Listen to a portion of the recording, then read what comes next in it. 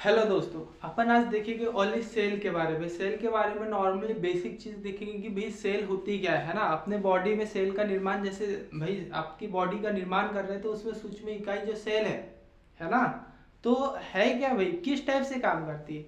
जैसे आपने भाई किसी भी चीज का जैसे निर्माण होगा, है ना, और निर्माण होने के बाद जैसे घर का निर्माण कर रहे हैं आप, तो घर का निर्माण में जैसे सबसे सूक्ष्म इकाई क्या होती है, ईंट होती है ना।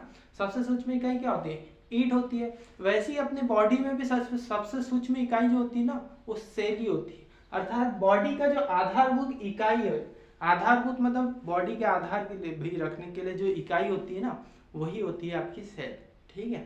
जैसे घर का निर्माण होगा तो भाई ईंट वगैरह जुड़कर ही एक दीवार का निर्माण होगा, दीवार से रूम बनेगा, रूम से घर बनेगा। वैसे ही क्या होगी भाई, सेल होगी, तो सेलों का आपस में ग्रुप बनेगा, है ना। और सेलों का ग्रुप जो होता है वो कहलाता है आपका टिश्यू का निर्माण होगा। किसका भाई, टिश्यू का निर्माण।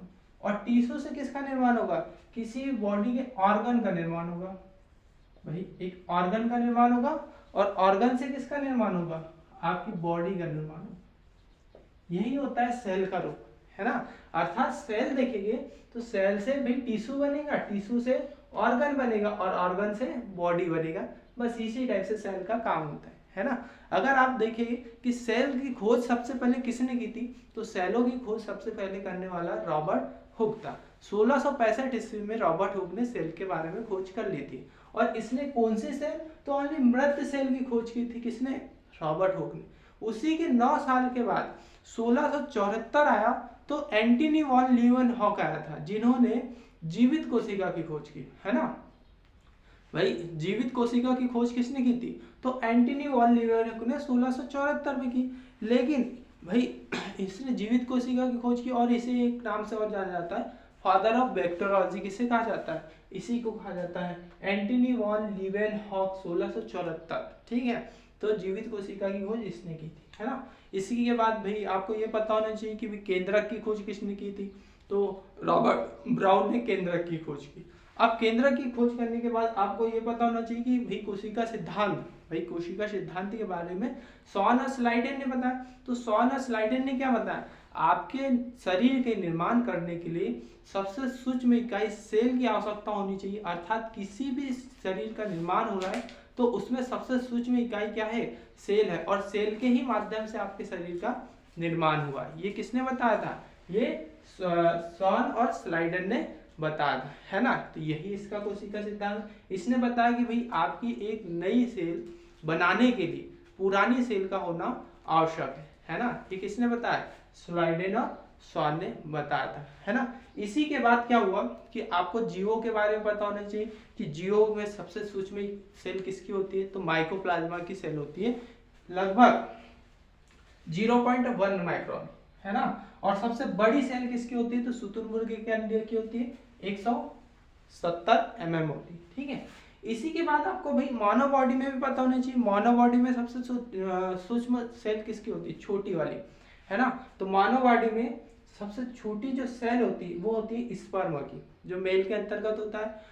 फीमेल के अंतर्गत सबसे बड़ी होती है ओवम की। और सबसे लंबी जो सेल होती है वो होती है ब्रेन की, जिसे न्यूरॉन सेल के नाम से जाना जाता है। आपसे क्वेश्चन ये भी पूछेगा कि मानव बॉडी में सब सेलों का जो विभाजन होता है, तो विभाजन की क्रिया अधिक कहाँ पर होती है और सबसे कम कहाँ पर होती है। सबसे मानव बॉडी में विभाजन जो होता है, सबसे अधिक विभाजन होता है यकृत के अंतर्गत। आप यकृत में किसी भी भारी चीज से अगर चोट पहुंचा रहे हैं या किसी चाकू से अगर उस पर इफेक्ट कर रहे हैं, तो सबसे अधिक आपकी बॉडी में सबसे पहले जो होता है पूर्ण निर्माण किसका हुआ, यकृत का हुआ। और ब्रेन में सबसे कम विभाजन कहाँ होता है, ब्रेन में होता है ना। यहाँ लिखा नहीं है, सबसे कम विभाजन जो होता है वो होता है आपके ब्रेन में। ठीक है, किस में होगा, ब्रेन, है ना। तो सबसे कम विभाजन कहाँ होगा, ब्रेन में। और विभाजन के बारे में और आता है चिपकली की पूंछ।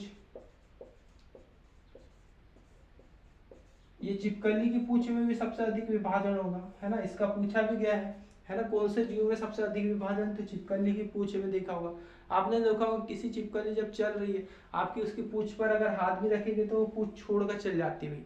क्यों, क्योंकि उसको पता होता है कि वहां पर जो विभाजन होता है ना, वो सबसे तीव्र गति से होता है, मतलब भाई तेज होता है, तो उसका निर्माण जल्दी हो जाएगा, है ना, इस टाइप से। अगर आप ब्रेन के अंतर्गत देखेंगे तो एक बीमारी सुनी होगी आपने, ट्यूमर नामक कैंसर जो होता है ये ब्रेन में होता है ना। दो टाइप से सेल होती है, एक कौन सी होती है, ग्लियल सेल होती है, और एक न्यूरॉन सेल होती है। तो आपको बताइए इस ग्लियल सेल में ही ट्यूमर नामक की बीमारी है ना, किसमें, ग्लियल नामक सेल में। इसको अभी आगे पढ़ेंगे जब कोशांक का पढ़ाया जाएगा, है ना, कोशांक अगली वीडियो में, उसमें देखेंगे कि अब ग्लियल सेल क्या होती है, ट्यूमर की बीमारी क्या होती है, इसको कैसे ठीक किया जाता है, ठीक है। फिर इसके बाद अपन कल देखेंगे। थैंक यू आज के लिए, है ना।